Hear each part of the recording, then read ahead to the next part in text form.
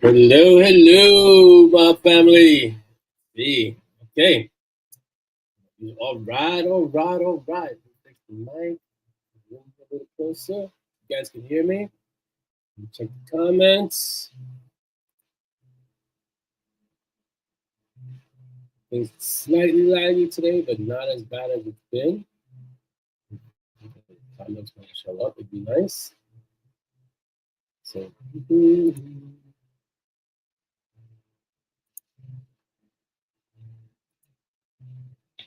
Hope everyone's doing good today. I need to look at the comments. Can you see comments? Awesome. I can't, not yet. I'm trying. StreamYard's struggling. Already 500. My God, this is like the biggest MoB Kaffeklatsch episode ever. Wow. Welcome to MoB Kaffeklatsch episode 139. Wow. 539 people? What's it? 500? 503. Fantastic. I love how you're counting. You're going to multiplying by hundreds. Wow, it's amazing. 107 now. It's incredible. We say that in jest, but one day that will happen. All right. Let's say hello. Good morning to everyone. Good morning, Connie. Good morning, Rebecca. Good morning, Chris Mendoza.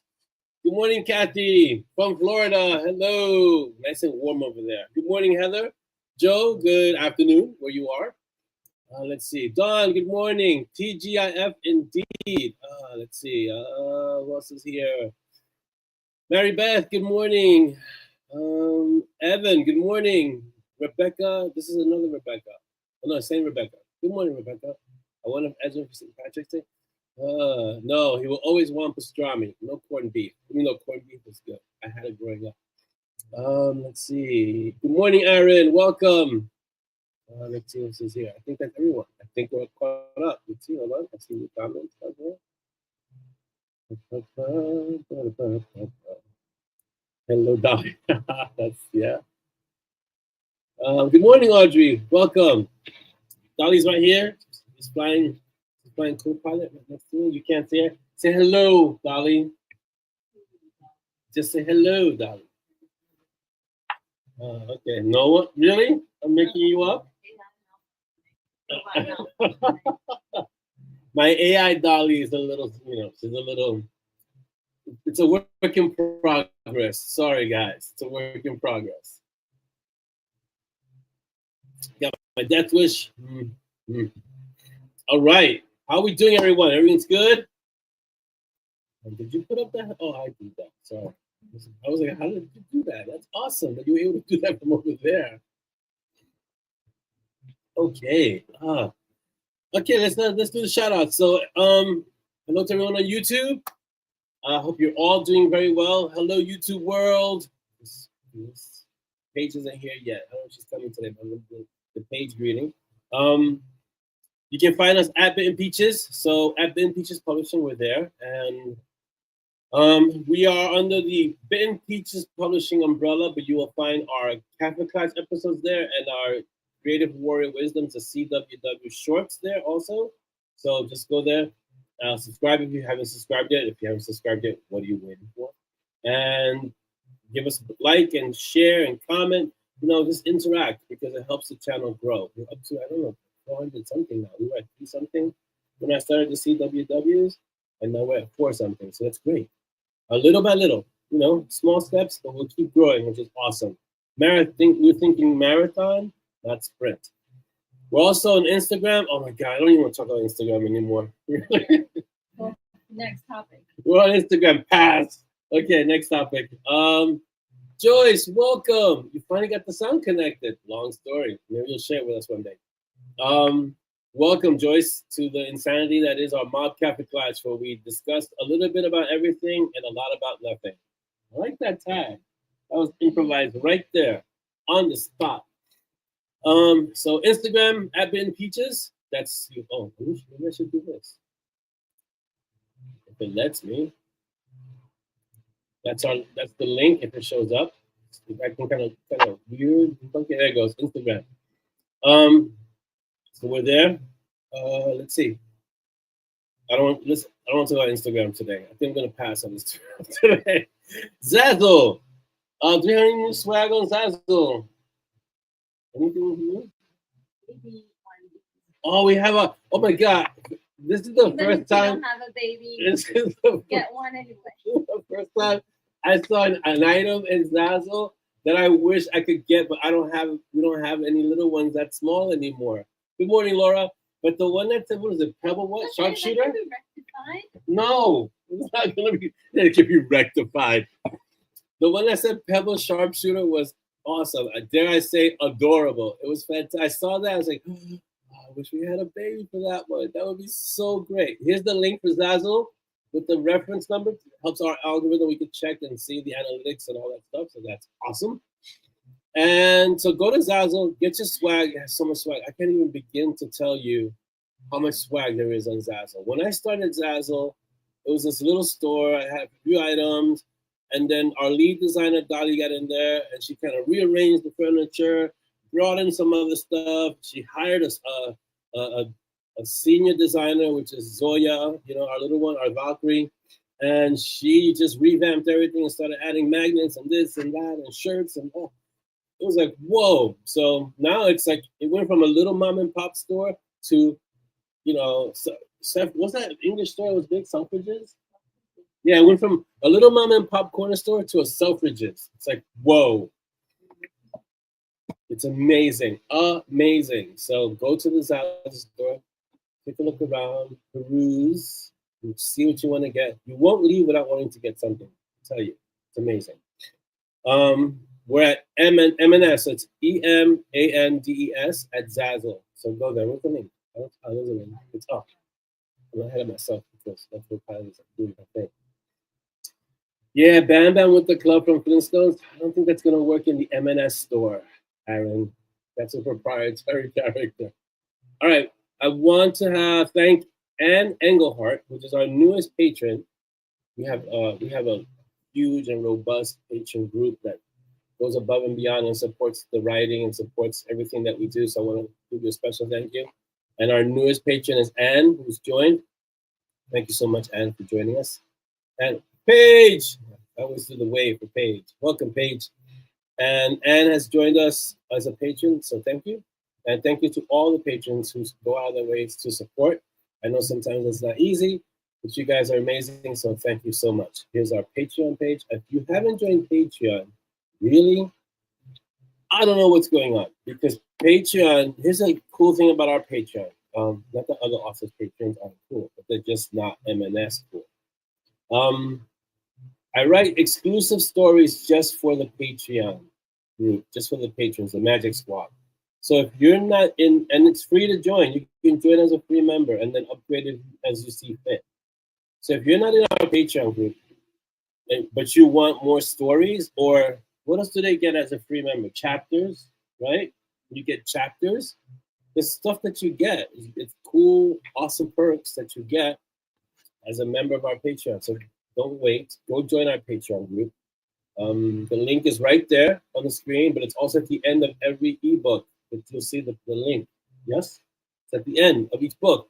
So when you finish reading the book and you're still in that warm glow of the story, like, wow, that story.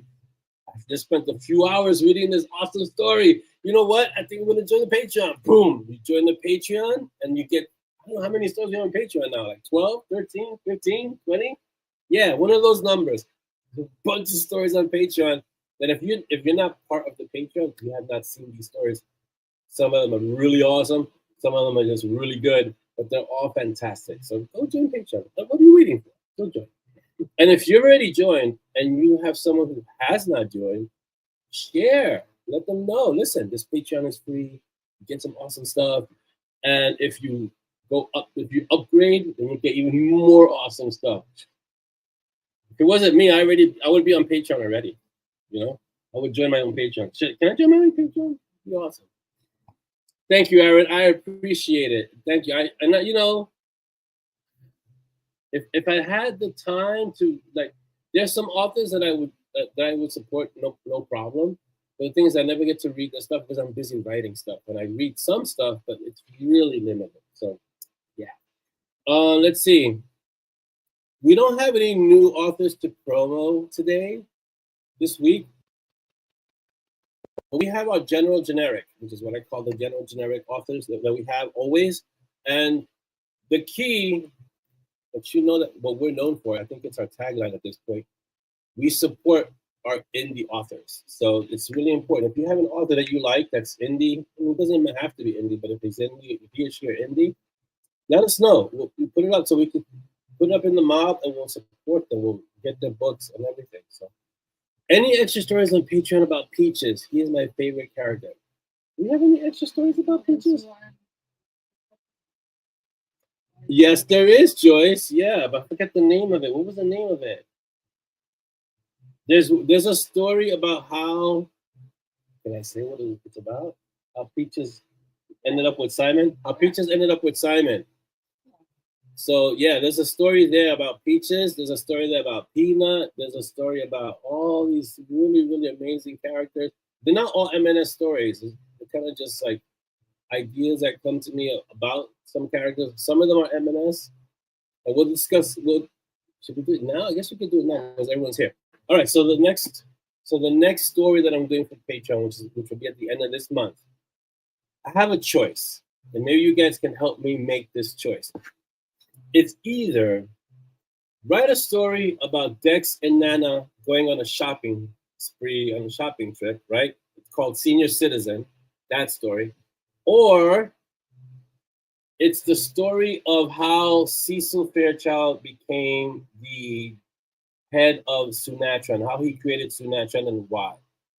I'm going to do both stories, but I'd like to know which one you guys want to see first, and maybe we'll put it up to a vote. You guys can let us know which one I should tackle first. Should I do Dex and Nana, which is going to be a lot of fun because, Dex and Nana, or Cecil and Sunatran? Which one do you guys want to see first? Because it's going to be by the end of this month. So it's going to be a short story. It's not going to be long. It's not going to be The Bureau. Oh my God, The Bureau almost became a book at this point.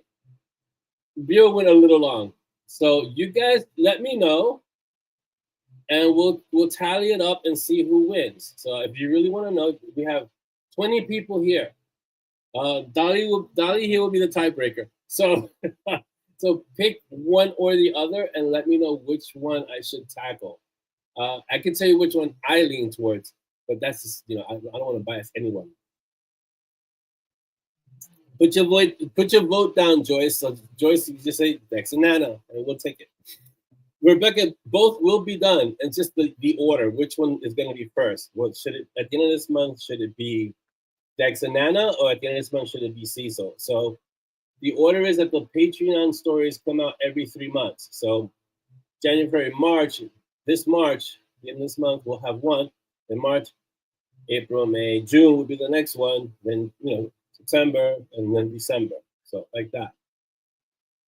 All right, so it's looking Dex and Nana. It's looking like Dex and Nana. Okay, so we'll do Dex and Nana for the end of this month, and then we'll do Cecil and Sunatran for the end of for the next quarter, which is awesome. All right. Any questions, statements, comments about Saints and Monks that's unanswered for you? Yeah, Dex and Nana is going to be fun. I'm going to make that a little bit robust because they're going to have to go to visit Tessa Racht to go do some shopping. So if you guys remember the moving market that hasn't been showcased in I don't know how many books, that's where they're going to go. And they're going to end up in one of the rings of the moving market that's dangerous to get something, because Nana's going to come out of death because she's always supposedly dead. So she's going to appear, and then she's going to take Dex with her to go shop for something in the moving market. So, yeah. And then they're going to, of course, things are going to go wrong. And in the moving market, of course, there are really no rules, and people don't know who Dex and Nana are. And they look like just two old people. So, and if they're going to the outer ring, which is like the 6th and the 7th, which is there are no rules, no laws. It's pretty much every person for themselves. That's going to create issues. So that's going to be fun. I'm going to make it short and punchy, though. I'm not going to make it like The Bureau. The Bureau sounds like what it was, a bureaucracy. It was a long, long story. Jeez, it was good. It was long. Okay, so any questions about saints and monks, or any comments about saints and monks? I think as I ponder this right now, saints and monks was so impactful that that feeling spilled over into Mages and Monsters, because there's a part in Mages and Monsters that I just kind of finished that's like, wow, gut punch. It's like, whoa, like where did that come from? Don says, would be nice to have a short story written by Dex, how he handled Wild Monty in school. Yeah, that maybe later on, because I try not to use Dex too much in that way, because Dex is a very overpowering character, you know? I think the market might lose a ring. The market's too strong to lose a ring, but there's a possibility with Dex and Anna. It's very possible. Joy says, you got a lot of us oldies. Hey, 58. I'm not exactly, teeny bopper anymore. Wandering around after you, we're picky about what we read because of budget, you know? Yes, no, I totally get it, Joyce. I totally understand. Which is why Monty Strong is in KU for that reason, because it's one of the biggest series. It's one of the series that has the biggest reader group. And it's also one of the series that I've been approached that a lot of the readers of Monty Strong are on a fixed budget. So that's why it's on and it's in KU. That's why I keep it in KU. Excuse me. I'm sweating. It's hot. Hot, baby. I'm hot. No, I'm hot. I have you. I don't know.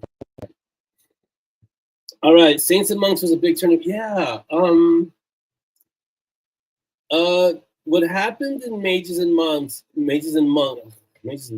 I'm combining stories. What happened in Mages and Monsters as a result of Saints and Monks is that Monty has a moment where he but he presents Simon with a situation, and it's like, so as I'm writing it, I'm like, where did that come from? And so it's like, wow. And I realized that it was a result of what happened in Saints and Monks, the pivotal moment, the turning point in Saints and Monks carried over into Mages and Monsters, or is carrying over.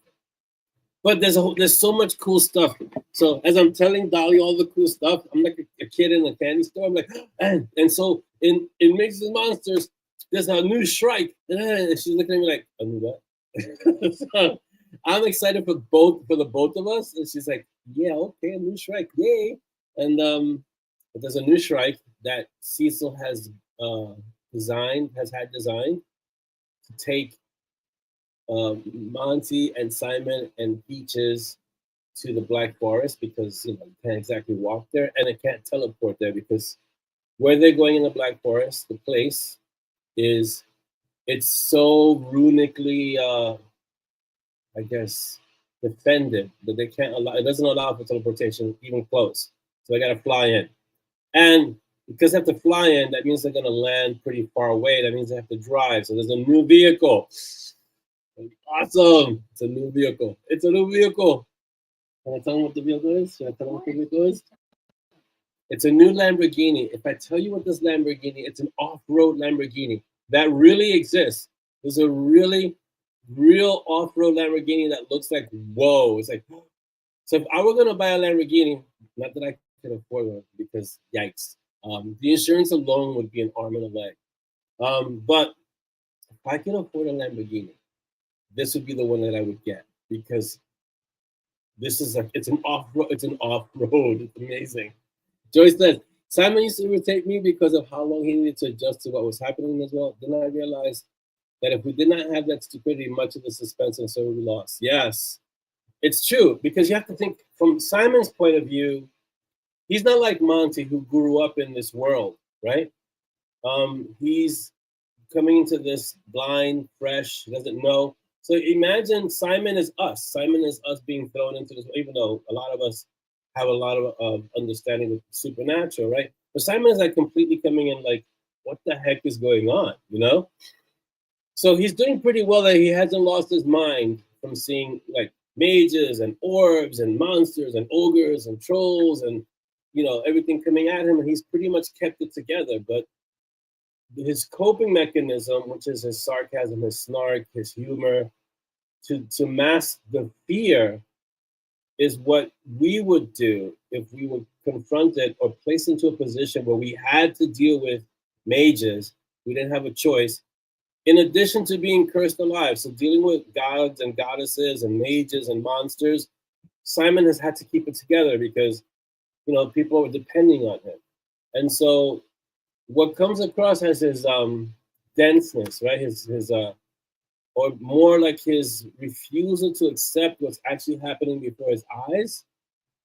He's had to develop coping mechanisms, and those are his coping mechanisms, which is what we would do. Like if we saw magic, like Chris says, Simon, we would be like that or worse. Because I'm telling you, if I saw an ogre coming at me, my first response wouldn't be, "Okay, where's my blade?" My first response would be, "Run, run!" You're like, "Get out of here!" So yeah. But as his aspis, this is Don. As his aspis, wouldn't he have to protect people from Monty? Also, it was funny that Monty tells him it was expensive, so be careful driving. Yeah.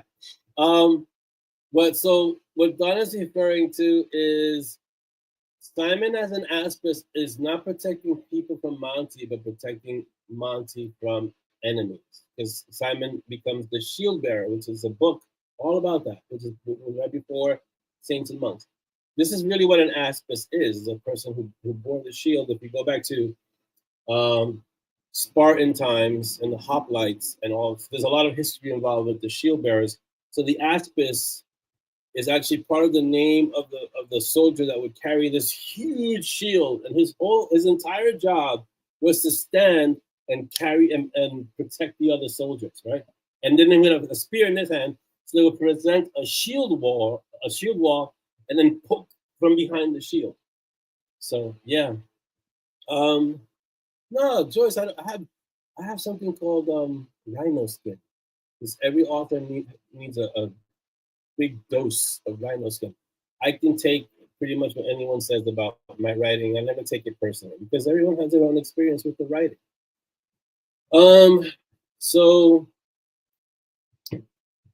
So when Monty tells him it's expensive, so be careful driving, it's really expensive. It's not like the Duesenberg, like the Midnight Simone is being rebuilt, and there's a whole part of that in the new story that I don't want to spoil at all because it's a lot of fun. But yeah, so there's so much Monty kind of warning him, don't mess this up. And the model of the car has a new name that you'll see in the book. I don't want to spoil it for anyone. What does Mary Beth say? Mary says, I think part of it was his reluctance to accept the responsibility. Yes. Ever since the warehouse in No God is Safe, which is canonically the first story of the Monty and Strong, even though it was written later on, I had to write it because everybody was asking, how did Monty and Simon meet? No God is Safe is the first story of how they met. Within that story, you find out how they met, and within that story, you find out how Simon meets Callie and why he ends up, what kind of why, because the why is kind of getting explained over time. But ever since that story, he had the responsibility that he has now, that he's just now owning up to. So he had to grow into that. And that's where the reluctance comes from, for sure. Heather says, we feel like being tossed into battle with just Mascaries and yeah, oh yeah. So Simon isn't a stranger to conflict or battle. If you remember Requiem, he does have a history, and he is kind of aware of the supernatural world, or was, but this is much different from what he might have been used to, and his growing process.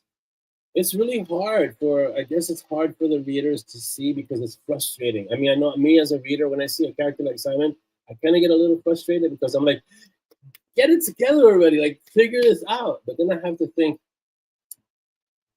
as we mature as adults, it becomes difficult to accept, like this is like to accept the responsibility. Like if a goddess is telling you you're the aspis and there's only one living aspis at a time, that's a little overwhelming and daunting.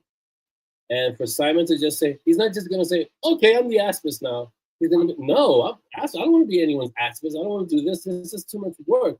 And you expect me to do what and face what? No, I don't think so. And that would be a normal reaction because it's just way too much. But yeah. And then, then he's got to carry that. Then he's got to walk around with that and forget the fact that now they've changed his name against his will and calling him Deathless. If you haven't, I hope I didn't spoil that for anyone, but if you haven't read up to now, Simon's official name slash title is Deathless.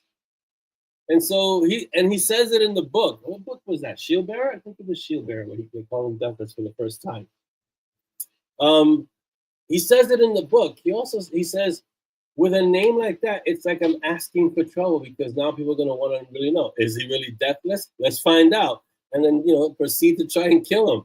And that's what he was trying to avoid all this time. And it's hard when you've been cursed alive and made immortal and now an aspis, and now people are calling you deathless. But he's stepping into that role, which is so much bigger than who he is as a person and character, that it's taking him a while. But you're starting to see that, especially in Saints and Monks, because when he faces the emissary, he's like, yeah, I don't think this is I'm not gonna let you do this, What is Joyce saying? What Chris said, once you've had that job successfully, it's a heavy burden. Yeah, it's hard to repeat. It's like when you're an author and you write one good story and then you have to write another good story and another good story. And a lot of authors quit after the first successful story because it's that same kind of burden. Joyce says, excuse me, I stopped reading an author because the main character did not get their act together in book after book and the storyline was not strong enough to justify that interaction. Eventually, I just gave up. Yeah, I totally understand that, which is why I've tried to avoid that with Simon. And so, and you guys let me know if I've been successful or not. what I've tried to do with Simon is give him incremental periods of growth and maturity in each book, even though really sometimes you just want to smack him upside the head.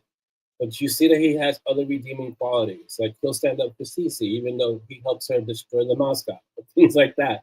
Or that his relationship with Peaches as they both grow in power is really an important one, but it's really, for me, it's really an endearing one. It's really one that calls to everyone who loves a dog or a cat.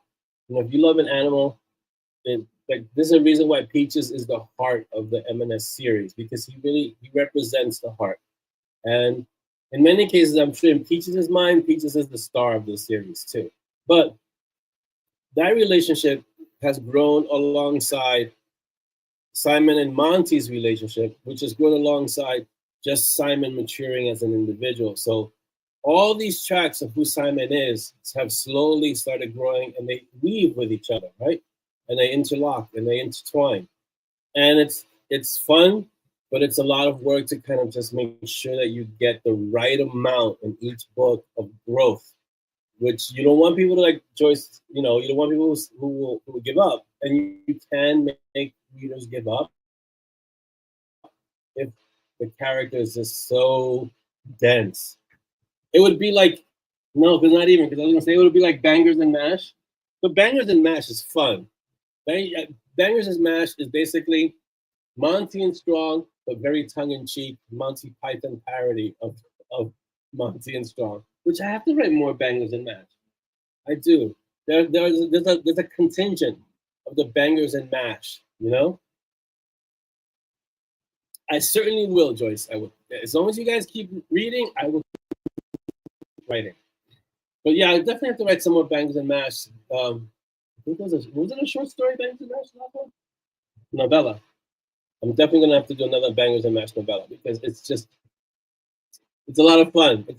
It's actually a lot of fun because I get to poke fun at Monty and Strong, especially when they have that VW wagon. Yeah.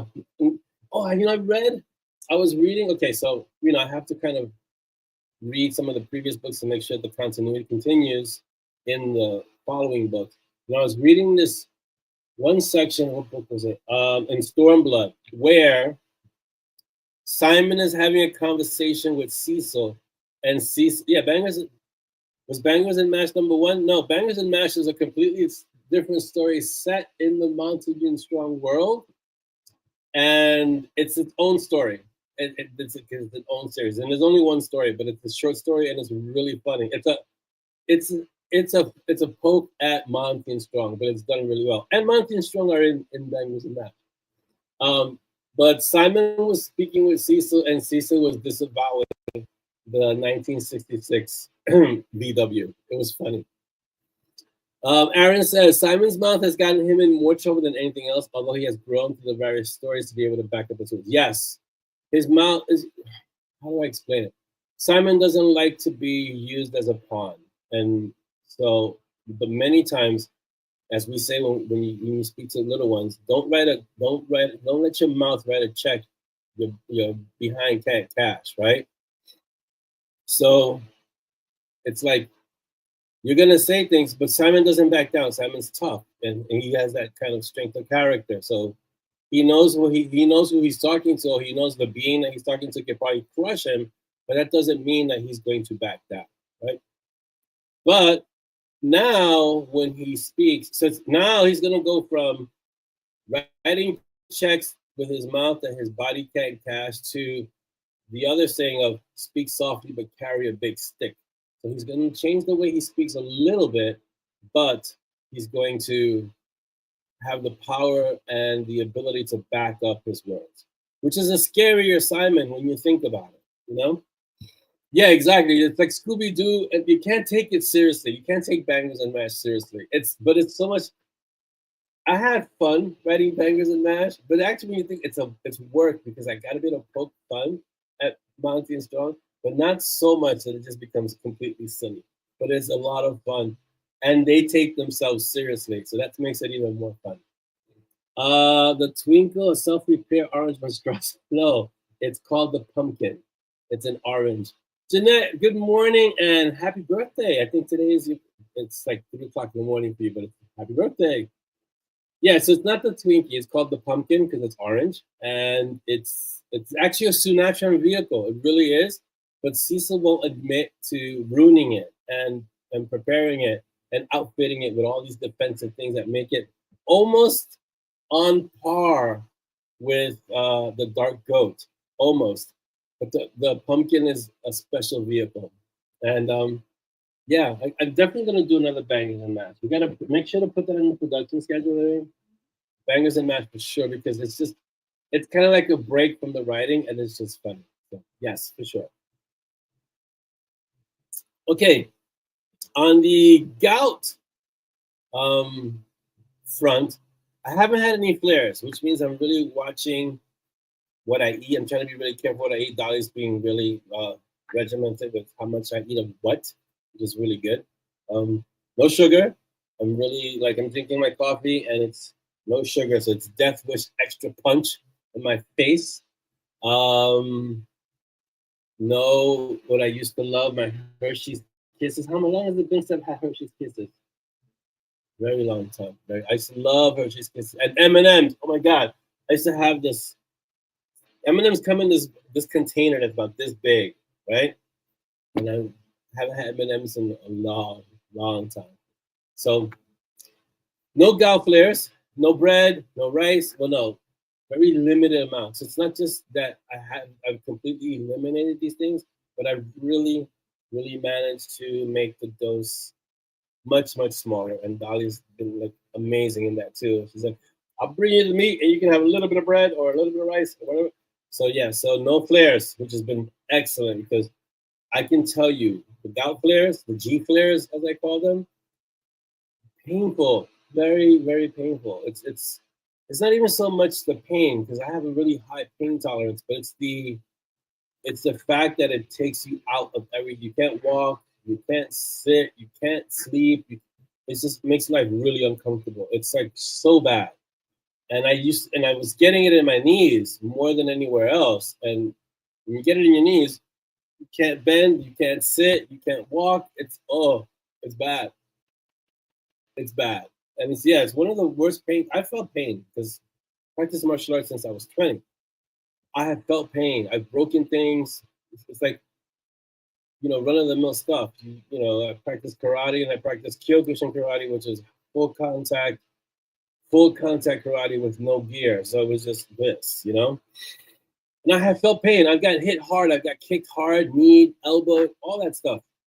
This pain transcends all that pain because that kind of pain is a different pain. It's momentary. Hello, Enid. Welcome. It's just the pain that it's in the moment. You get hit and you're like, okay, I can deal with it. I'll roll with it. But the constant pain that doesn't want to go away, that reminds you that I'm right here and I'm gonna stay with you for the long haul. That pain sucks. It really does. Gout is number one in terms of pain. I've never been pregnant, so I can't say it's more painful than childbirth, but they've studied the women that have had gout, and they said that it's a close second to childbirth. So, yikes. Ian, hello. Yeah, dietary restrictions, you know what? Here's my position on dietary restrictions, Joyce, and everyone else. I enjoyed all that stuff, like M&Ms and peppermint patties. Oh my God, I love peppermint patties. And all the sugary stuff, and I used to love Entenmann's. Me and Entenmann's, we were like best buds, me and Entenmann's. Chocolate chip cookies, raspberry Danish, all that stuff. But if it's going to give me, like Aaron is saying, ground glass in my joints, I'm going to pass on all of that if I can live without all that pain. I'll pass. Without even a moment's hesitation. Like, no, if I don't eat that, I don't get the ground glass feeling in my joints. That's what happens. Good. We're not gonna do that. Yeah, I don't do lactose much, but I haven't done that for years and years. It's never been an issue. I mean, I'll eat cheese, but that's about it. But milk, me and milk do not get along. But it's not so bad for me. It's really for the poor souls that have to be around me because it's not good. It's not good. So, but yes. So on the gout front, my G flare front, no G flares, which is good. I've been training. So I trained this morning. I was up at 4 and I was training. I did my whole week, which is fantastic. And I managed to get the CWW video in. So when I can train in the morning, I can get the CWW video in, which is excellent. Yeah. Yeah, Dolly used to tell me don't get the M&Ms because she eats them. And I never really let her eat them because I used to eat them before she got to them. But she would look at me like, don't get M&Ms. What? Wait, what? Oh. Yeah. Oh, yeah, because gout was considered the disease of kings or the disease of royalties. So, huh? I ain't get fancy diseases. I don't want a fancy disease. Oh, man. Listen, after being stubborn for a few years, 2 to 3 years, I finally listened to Dolly and we went to the hospital. My latest really bad gout phase, and my knees were swelled up like, wow. One was really bad. And she says, oh, this looks like gout. I was like, what? Gout? I had heard about it, but I hadn't studied it the way, I've done now. She says, yeah, gout. You can't eat, all this other stuff. I was like, oh. See? So this is what happens. You gotta listen to your wife. Dairy and grease. Cheap pizza tastes good, but not so good in digestion. Yeah, but I don't really eat pizza that much. I mean, I used to eat pizza a lot, but not anymore.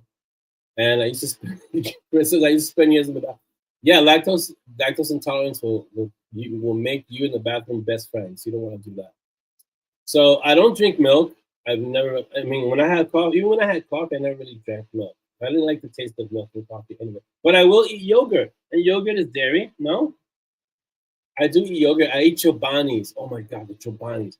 So it turns out yogurt is good for gout, which is awesome. So I have my chobani with fruit inside. It's a low-fat alternative. It's really good.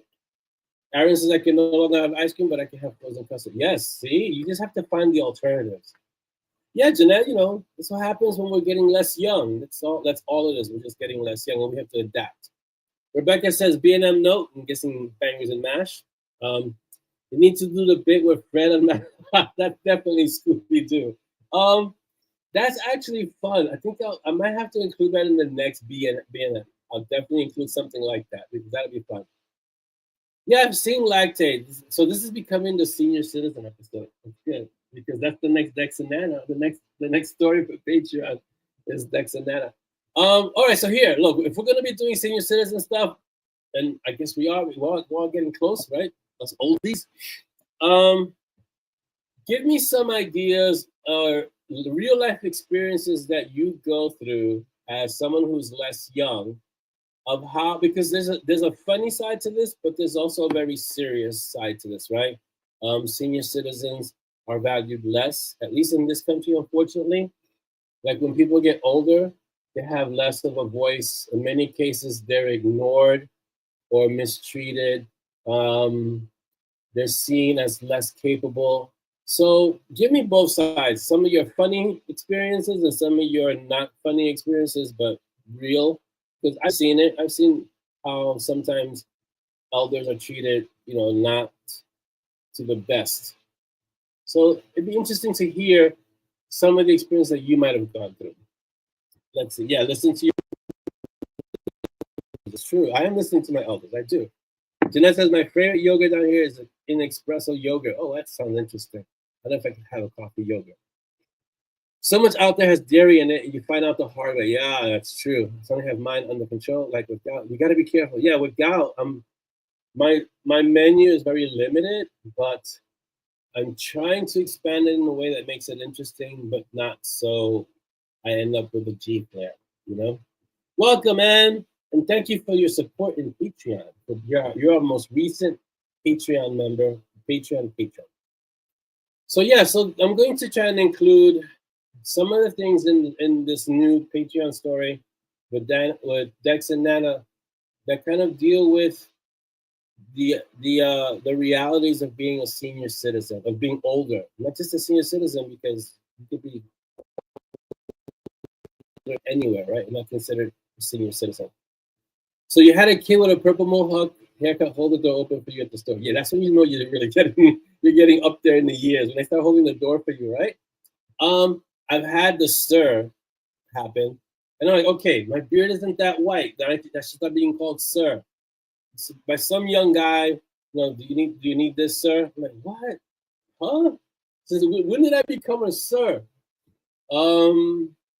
When I had a gout flare, oh my god! And I was walking, and I think I had to go out in the street, and I was walking, but I was walking like I was 85 years old, like really slow. I was like, oh my god, this is not good. This is what it feels like to be ancient. So, and you get looks. You get people give you looks like, oh yeah, this is what happens when you get old. See, like I don't look this. Do I look this old?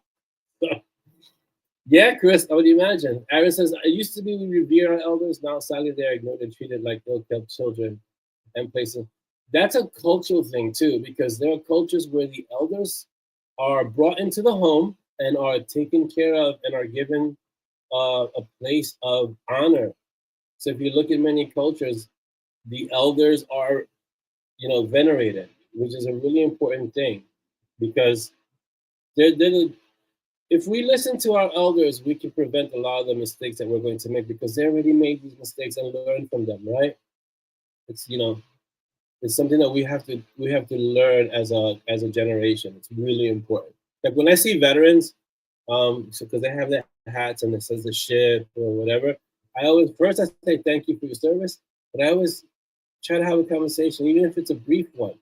And sometimes they'll share, and sometimes they won't, but they're always happy to be acknowledged for what they did for me to have the freedoms that I have today.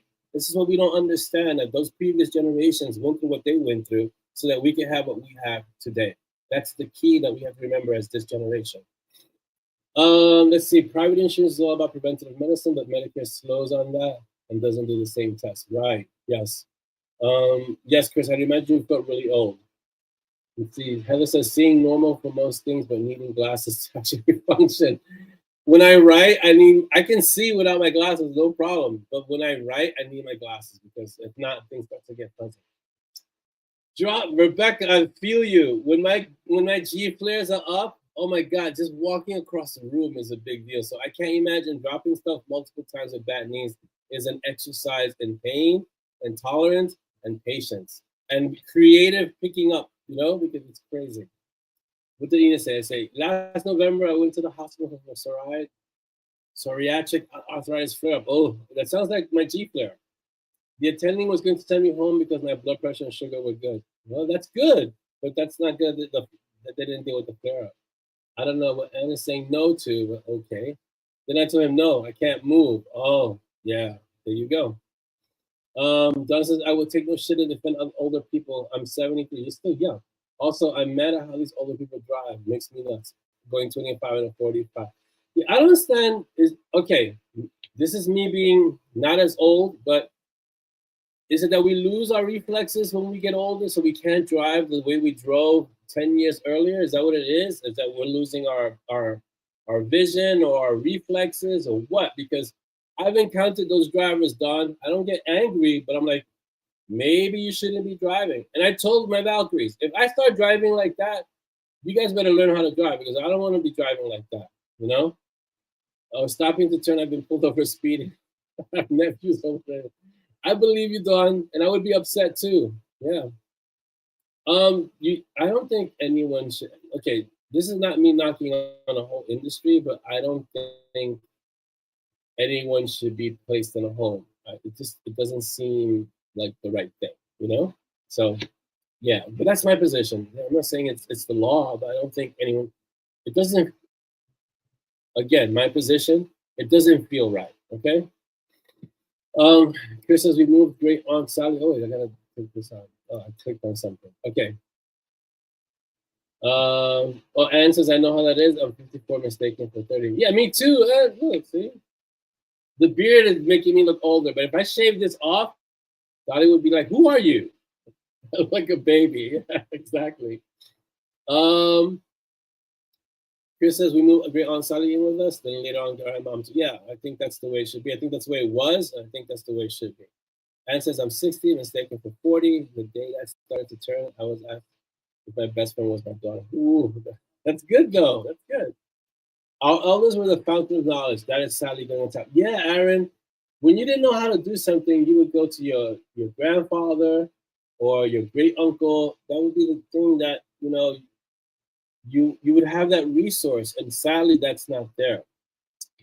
Connie says, take time to listen and learn from your elders. Their living history, yes. So if you look at the book, I've tried to put that into the story. So we have things like the living library, which is really older people with knowledge who help Mountain Strong. They're the living library. And really what that is we have a living library. They're called grandparents, And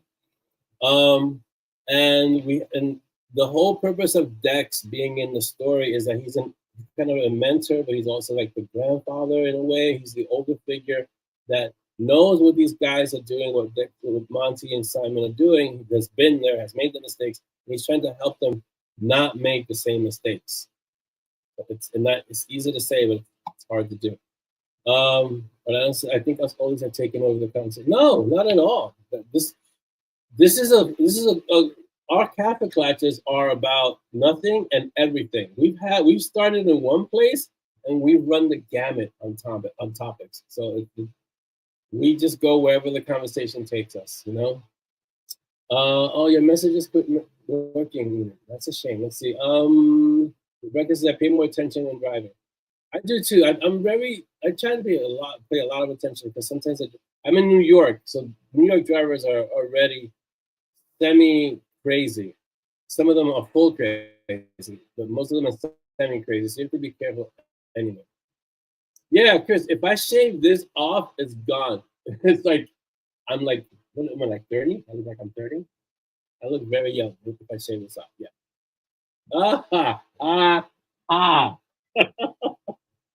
All right, so Joyce says, when you have more experience driving, then you know just how many more idiots are. Oh, yeah.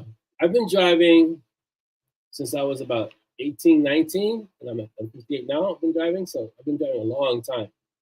On the road that you become yeah, because the reaction time is reduced as you get older. Yeah, that's what it is. It's your reaction time. Your reflexes and your reaction time slow down because that's natural. So you have to be really careful with how you deal with other drivers. This is true.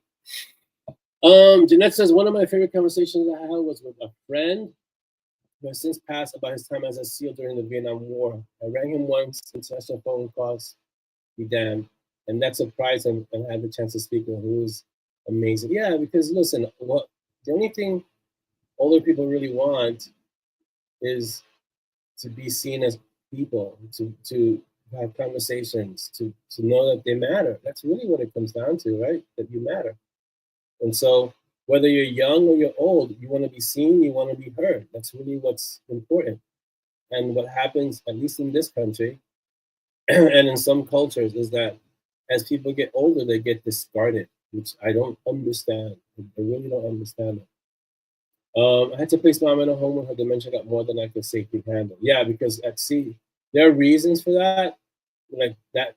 In a case like that, when it's for safety reasons, you have to find what's the best place for them. If you can't handle it, then you got to really consider somewhere where she can have round the clock attention, or where a person can have round the clock attention. And once adjusted, she loved it. Yeah, people to talk to, exactly. In a Nordic country, they have a library of people. They have volunteers who share. Yeah, a living library, Rebecca. That's exactly what I was trying to go for with the living library and the stories. It's exactly that. Different experiences, different expertises available as people, which is amazing. You don't live long enough. Jeanette says you don't live long enough to make all the mistakes, so we should learn from others. Yes. Learning from your mistakes is really smart. Learning from other people's mistakes is where wisdom lies. That's where you become wisdom. Oh, that's good. We should write that down somewhere. Yeah. So that's a CW. That's a CW. You know, you're right. Kindness is my aunt had to be put in a secure facility for her Alzheimer's. Right. That's a special case, right? It was for her own safety and for her husband Gene. He visited her for over a decade before her passing almost 5 years ago. Yeah, it's important. I worry about the same thing, Chris. You know, I think about people like recently, Gene Hackman was in the news, and you know, there was a story that they uncovered that his wife passed away first, and then he passed away. I mean, and he had Alzheimer's, so there was a gap of a week there where he was basically lost. He didn't, because she was his caretaker, and so you could imagine he wasn't completely gone. There had to be moments of lucidity there, and but she was there for a week, passed away, and then he passed away. So that's a sad ending. And I think about like Terry Pratchett, who we lost to Alzheimer's as well. So those are the things that you want to.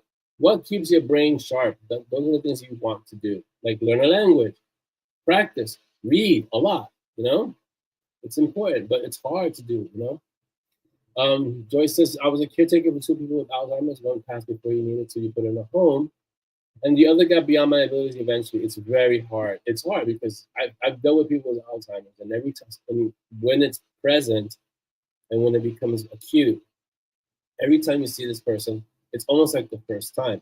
And then many times, they won't trust you. And many times, it's like, who are you? And it's heartbreaking because if the person's a family member that you grew up with, and now they're saying they don't recognize you, whether it's Alzheimer's or dementia or any of those states where they slowly lose their faculties. It's sad and it's hard. Yeah, learn to play an instrument, learn a language, practice a martial art, even if it's Tai Chi, and you're just anything that helps your brain. The neuroplasticity of your brain is important because you can rewrite things in your brain. You can create new pathways, and it helps your brain stay sharp, which is what you want. You want your brain sharp. Look at Stephen Hawking. Lost complete ability of his body, but his mind was still sharp. Even to the end, his mind was sharp. These class conversations are utterly enjoyable because of, this is Jeanette, because of how organic it is. There are some amazingly interesting people. Yes, there are. I mean, I'm in awe of the mob. I'm in awe of these Kaffeklatches. I'm in awe of our mob group. It's really, really special. Yeah, Joyce, when I heard it, I heard it way after the fact, but it's like, oh my God, I can't, because you can imagine how many characters and stories and worlds we didn't get because Sir Terry passed away so early. That's really, really sad. Don says, it's a beautiful sitting on the beach, watching all the ages enjoy the ocean. I can sit in peace, reading Simon and Monty, and see togetherness. That's what I wish for all. Yeah, that'd be awesome. His embuggerment. Yes, I remember him. I remember reading that. Okay, wait. I got to get to the question still. Oh my God, the time is. Oh, all right. Audrey has kept her question asking record going, I guess. Yeah. So we have questions from Audrey. We have 3 questions. So Audrey's first question is, Orlando, you're 16 years old. What do you do this weekend? At 16, I would be playing handball from about 6 to, okay, whoa, different years of 16. So at 16, I would be working at White Castle from 7 in the morning to 3 in the afternoon, right? That's my first shift. I had to work hard to get to that first shift. So I worked from 7 to 3. At around 3:30, I'd go home and take a shower because I smell like hamburgers. And then from 3 till nighttime, because I would go play handball from 3 till it got too dark to see. I go play handball. Then, which was usually around 8 or 9. Then around 8, 9 o'clock, my friends would come over and we'd do some Dungeons and Dragons because we usually have dungeon going. So they'd come around 8 or 9, and my house was the hub. So everybody would come there. If I had a friend who had a car and we were still playing handball, then we'd go to Yankee Stadium, and they had handball courts. I think they still do at Yankee Stadium that have lights at night, so you could play until midnight when they turn off the lights. So if one of my friends that had a car was available, we'd go do that and play handball until until it was too late to play, and then I'd just go home. And if it's around 11:30ish. Star Trek, the syndicated series, the original, Kirk and Spock, and would come on around 11:30 on WPIX, and I'd make sure to watch that because it's Star Trek. I mean, come on, I grew up with Star Trek, so I'd watch that from if I got home early enough. They played at 11, and then they played again at 1. So from 1 to 2, I'd watch Star Trek, and then around 2, 3 o'clock, I'd be reading, and then I'd go to sleep, and then I wake up again, and I usually wouldn't have to work the next day, so I could sleep in a little bit, but not much, because my friends would come over at 6 in the morning. My friends who were lunatics would come over at 6 in the morning and ask me, let's go do something. At 6 in the morning, like, listen, I just went to sleep. Let's go. So I didn't sleep much when I was young. No. Staying on time and topic. Here's is difficult. Sid needs to make separate time for Klatsch. It's hard to stay on top. That's why I say this is a group about everything and nothing, because we discuss everything and we don't stay on topic, because every topic that we discuss has tangents to go in different directions. And the whole field of neuroplasticity is still new and still, it's starting. They're really making strides. All right, Dolly, your question. Thank you for that question, Audrey. Dolly, what is the one rule you make that everyone has to follow in your home? I'm waiting to hear this one. No shoes in the house. Yes, we're very Japanese home in terms of that. You get to the house, you get to the door. Right by the door, there's a whole bunch of cubbies. You leave your shoes there. We're very Asian in that regard. So yes. So, that's now I need naps, Joyce. Now I need naps in the middle of the day. Great question. Good rule, baby. Excellent rule. Yes, she's very adamant about it too. There have been times when I've put my shoes on, I'm walking towards the living room, and she gives me the look like, you have shoes on? Whoa. Okay, let me take off the shoes. Hold on. Yes. All right. Orlando, what do you think the publishing industry will look like in 10 years? That's really good. I think in 10 years, there's going to be at some point an actual confrontation between authors and AI. I think that's coming. It's inevitable. And I think it's going to have to be where, if you remember the early days of Napster, of the music industry, where the music industry had the parental things, and rappers had to put, this is mature for mature audiences, or in video games where they had TVMA or things like that. I think that's going to come with the publishing industry, where they're going to have to start letting readers know this book used AI to be written, or this book contains AI enhanced content. I think that's coming. That's going to happen. And so, it's something authors have to just get ready for, because you're not going to put the genie back in the bottle. You're not going to undo it. But there are a lot of authors out there who are using AI. Who was it that used it? Hugh Howey, recently, the guy who wrote Wool. He used AI to write some poetry and then published it. But it was AI. He didn't write it. He just used AI to write it. So it's becoming pervasive. I don't see it as something I'm ever going to do because I enjoy writing. I like writing, and I don't. It's like we were discussing. Dolly and I were discussing about one author who used AI to write a book, but still said I wrote the book. But they used AI to write the entirety of the book, and I'm saying you didn't write the book. You edited it, and you gave the prompt. You prompted the book, but you didn't write the book. And so, for me to consider myself a writer, I have to write the book.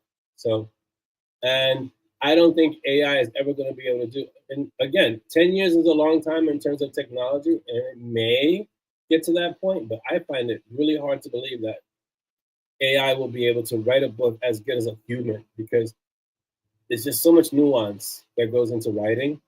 And AI all it does is it scrapes. Unless we create a quantum sentient computer that can think for itself, AI is always going to be dependent on humans to provide content. That's it. And that's my position on writing in AI. AI in other areas is gonna blow up, but in the publishing industry, AI it's gonna have to be where even Amazon now is asking, did you use AI for any portion of this book? They're asking because eventually they're going to have to start letting readers know this book was made using AI, or this book contains AI content. Yeah? So that's where I think in the publishing industry will be. I don't think it's going to remove authors. I don't think you ever can. The same way computers didn't get rid of writing. It's just you adapt. It's just different media, different ways of doing it. Any more than the Kindle got rid of books. There's still paperback books. I have shelves of paperback books. The Kindle makes it convenient, but it doesn't eliminate paperback books. So it's just a matter of you have to adapt to what the technology is doing. That's all. Yeah, and there's ethics. So let me read here. Let's see. Did I sleep eventually? Yeah, eventually I slept. That should be a timeline. Yeah, it's a great timeline. Looking back, Chris says, it's hard to believe Star Trek Kirk Spock were only 33, 34. Yeah, I don't remember looking like that at 33, 34. So no, I don't remember. I guess there was a lot of the makeup, but I don't remember looking like that. Jeanette says it's the ethics. Yeah, most households have. Heather says most households that she's been in has a no shoes. Yeah, we've had it for a long time. All the kids know it too. Jeanette says it's the ethics around AI that we still don't have a good model for. Right, because larger companies are using unauthorized use of authors' work to populate and to teach their AI. That's where the issue comes from. So, and so far to date, all the AI written work that I've seen, I can tell it's AI. Maybe the day will come where I won't be able to tell. But right now, up until now, what I've seen, what I've read, I can tell this was not a human that wrote this.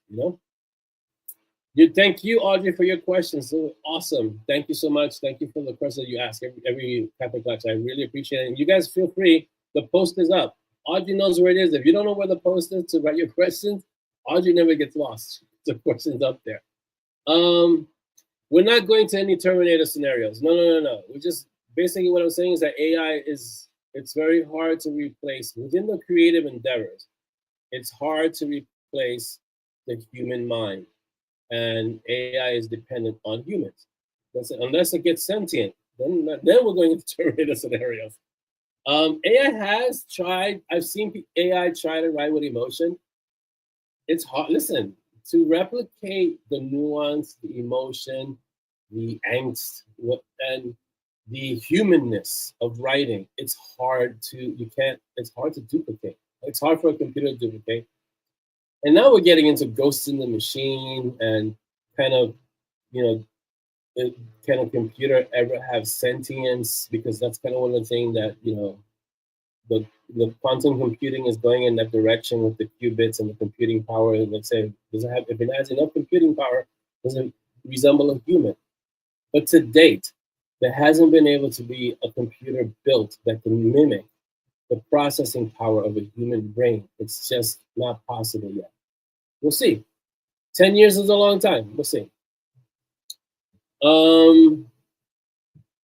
If an AI book is cheaper than a lot of people buy, yeah, but then the quality is not as good.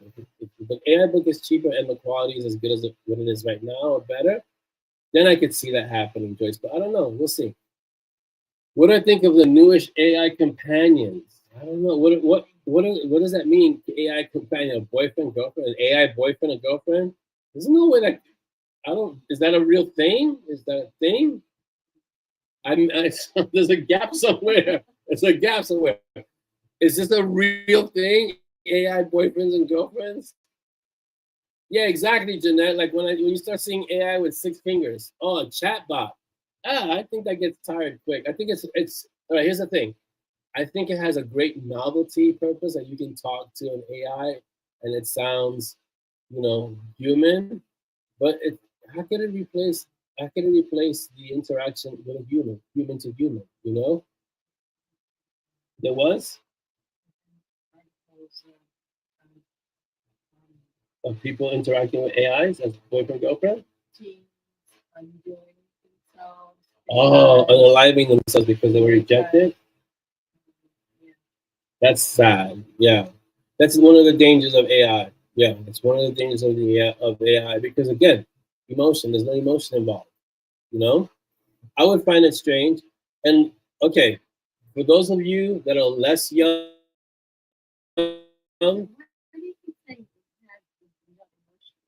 AI doesn't have emotion. It's just words. What if it picks the same words that you would pick? It's hard to explain. Isn't it on the part of the No. recipient to No. perceive the emotion? That's a great question. So It's like, what if I want to do you wanna- read into it and say, oh, do you want to say it a little louder? Let me know if you guys couldn't hear that. I think it's a great question. The lack of emotion that I'm trying to explain, and I don't know if I could explain it properly, is that when AI writes something, it comes across as emotion. It comes across as cold. And when a person writes something, and I know you're saying, well, what if they use the same words? But the things that usually they don't use the same words, or they don't use the same words the same way. you can train your bot to tell it how you want it to talk Yeah, to you. I know. Say, hey, talk to me, be sarcastic. Yeah, I get that. But even so, okay. You can literally tell it. Here's the thing, how you want it to talk. and that's perfect. But if you're gonna be sarcastic to me, right? I don't have to say, okay, now I need you to be sarcastic to me, right? Yes, but you can tell it that I get is that. personality. You just have to tell it once. But here's the thing: the fact that I have to tell it already dispels the idea that it's sarcastic. If I have to say, don't speak to me like that, speak to me sarcastic, okay? I want you to speak to me in a sarcastic manner. The fact that I have to say, speak to me in a sarcastic manner, dispels the whole concept of my AI sarcastic and it feels like just like a human. Because in my brain, I know I'm the one that told it needs to be sarcastic. Right. But do you see how? And that's you. That's me, specific to me. I get, who don't make that distinction, right? Who choose to gloss over that fact, right? Because they want.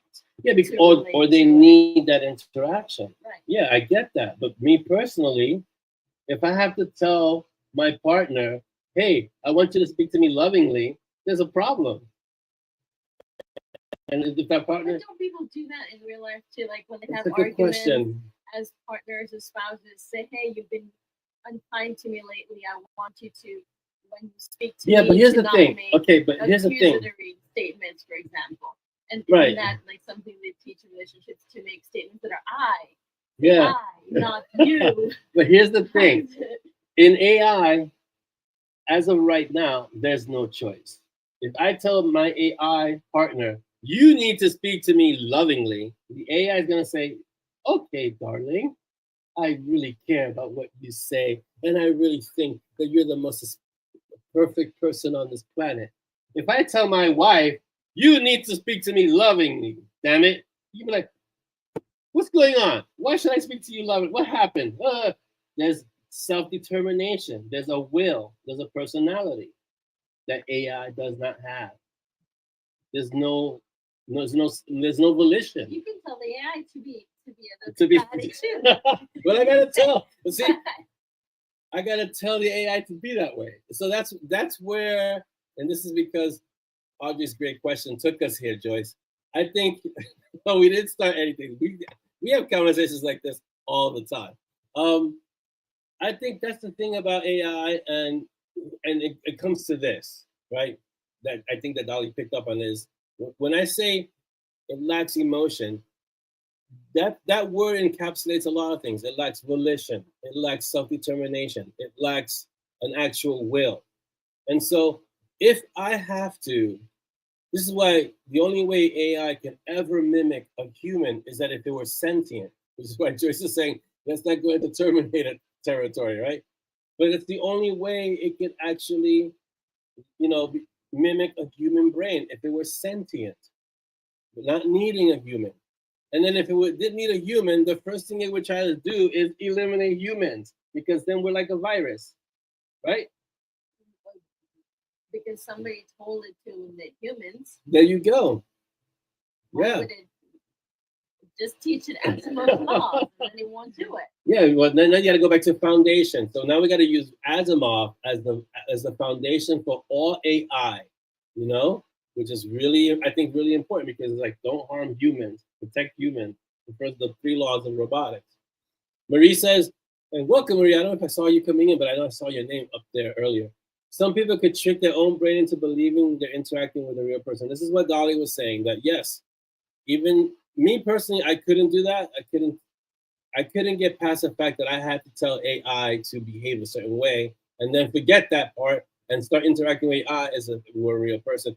But there's some people whose need for social interaction, whose need for being able to connect with someone is so great that they can and they do disconnect from that part that this is AI, and they think it's a real person.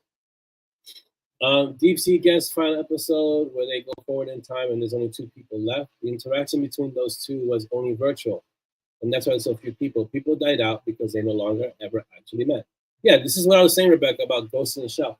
And regarding that, Jeanette, that's not so far-fetched. Even now, with all these kids on phones, like, they spend their lives like this, they spend their day like this, they can't even have conversations with each other because they lack the social skill to have an actual conversation face to face. I've seen kids on the train, on the street, where they're sitting next to each other and they're texting each other rather than just put the phone down and actually talk to each other. That's being lost. That ability, that skill to speak to people, to have that social interaction is being lost. And you extrapolate that further and it becomes that Deep Sea Gets final episode where it's 2 people, they don't really speak to each other, only virtually, because... But I want to defend the young people. Okay? Go. Because the You're going to young advocate people, for the young people. Go for it. I feel the older generations keep slamming on the Gen Zs and the Well, I'm Gen X, so we don't care. Yes, but We're the forgotten generation. No one messes with Gen X. So go. Okay, Gen Z it. I think they have their own new brave world to grow in. Yes. And it's what they've been immersed in. Yeah, they've been so immersed they're in that. they're making the best of it. And Yeah. yes, they can converse with each other. I see them, when they get Sure. into they do their chit chat and laughing and whatnot. So Yeah, and a lot of it is me being cantankerous old person, because we had need to be balanced. The poor kids, they're growing up there. And they're still finding themselves. Right. Yeah. Honestly, I feel it's harder for their generation. It's so Harder much in harder which for their sense? generation In which to sense? separate What? reality versus the virtual stuff. How much easier it is for them to get scammed. Yeah, they don't have that. virtually. They don't have You've that got kind of scam voice. radar. Yeah. You've got voice replication. You've got Yeah. the constant, Right. scams coming on TikTok and Facebook and literally everywhere. It's harder. I think in that regard, it is harder And for them as they because they get- don't have that cynical aspect that we have growing up, where we can Or question things. you have to be continuously cynical and mistrustful. Right, which is Distrustful. mistrusting. Mistrusting. Distrusting. Distrust. Yeah, it happens. Yeah. Yeah, I think it's a combination of, like, I don't hate on Gen Z or whatever the younger generations are, millennials, Gen Z, because I have a few Gen Zs in the house, right? But as a Gen Xer, we basically raised ourselves. And I'm not saying that in jest. This is really what happened. We basically had to raise ourselves because our parents, things that I would never do today. Like, I would get up at 6 in the morning. I would go outside. My mom wouldn't know where I was all day. I could be out robbing banks. I could be, breaking into people's houses, whatever the case would be, running through the streets like a madman, like a feral animal, and come home, buy dinner, and it was okay. So that's not something I would never let my kids do today. I would be like, where are you? I need to know when you get there. You call me by the time you get there. You call me when you're on your way back. We have an open street in our neighborhood. I need to know where you're going. Maybe I should go with you. You think I should go? I'll go with you. That's my mom would never do something like that. I would leave at 6, 7 o'clock. I'd come back as the sun was setting. A good 12 hours later, and there was no cell phone. She wouldn't know where I was, who I was hanging out with, what I was doing, where I was doing it. Sometimes I would get on the train. So much has changed in society. True. Before, you had the whole network of moms. Like, yes, we did have the mom network. That's true. Have more. Okay, but let me tell you something. And you guys might know this. The village was raising. Yeah, but let me tell you this. When I was a little kid, maybe you had this too. At 10 o'clock every night, there was a commercial that would come on TV. It's 10 o'clock. Do you know where your children are? They had to remind parents where do you know where your kids are? At 10 p.m. It's 10 p.m. Do you know where your children are? Like, famous actors would be like, it's 10 p.m. Do you know where your kids are? Because that's what we were doing. We're out running around like crazy. It's very different now. And I get what you're saying. It's different, and there's more technology now too. And there's nobody the kids. Who are the kids who run out and play with? That's the thing. We don't even know the people that are so this is the paradox. We're more connected, and yet we're more apart at the same time. Because we don't even know who some of the neighbors are. Yeah. But yet we have more technology connecting us now than ever before in history. And yet you don't know who is the person across the street from you. It was weird because when I was growing up, every mom in the neighborhood knew me. If I did something 5 blocks away, I can guarantee you by the time I got home, that network of moms had already delivered the message. All the moms now are working. Yeah, it's a whole different. It's a whole different society. Have adults. Yeah. Have, It doesn't exist. That doesn't exist any longer. Yeah, by the time the streetlights got on, my behind had to be inside. By the time, and that was usually around 7, 8 o'clock at night. The streetlights started coming on because it started at dusk. I missed a lot of what you guys were saying because Dolly and I were having a conversation. And I feel like because the cost of things have not and are not keeping pace with inflation. Right. People are having to work a lot more to effectively have less purchasing power. So that's the paradox. Yeah, so working harder for less. It's become so capitalistic and so consumerist that we're losing the family unit. We're losing leisure time, relaxing time, hanging out with friends, just hanging out with family, coming home and being on time for dinner with your family. Right. That's been lost. Because both parents are working, their schedules don't usually align, and so once you can have one person be working 9 to 5 and actually pay the bills and actually pay the mortgage. And not only that, you can afford a house. You can afford a house on one person's salary. Way back when, All right, guys. Wow. We went over, obviously, because that's what happens when the Kaffeklatsch starts picking up steam. Thank you so much for your contribution today, Dolly. We gotta have Dolly in the conversation more often because she gets in there. Please don't forget to hit the thumbs up if you're on YouTube, because it really does help the algorithm and helps us get larger and helps more people find us. Thank you to all who came here today. It's for the first time. Joyce, thank you for being here. And thank you for your Patreon patronage. What's his pace? Next thing, more apparently. I ran rampant as a kid and survived to 60. Yeah, you survived to 65 because you ran rampant as a kid. Okay, one last thing before we go. So today, this morning, Z was like, you didn't have to take me to school. I could have just walked to school. And I started laughing. I was like, you're right. You're going to walk to school from home. Well, what about taking the train, right? She's, what, 13? Okay. I said, taking the train at your age, even I'm like incredulous. I'm like, you can't take, how would you get to school? What trains would you take? How would you take them? Which one? Because she doesn't even know which train she needs to take to get to school. Right. She doesn't have that skill. I was riding trains at 5, 6 years old. Alone in New York City. A 5 and 6 year old kid. I was on trains. Yeah, but I wouldn't let my daughter. Right, on a train. I wouldn't let her on the train now. Happening on trains. So it's yeah. All right, guys, we're gonna go. So remember my B's. All right, the 3 B's. Be kind. Be unstoppable, and be uncommon.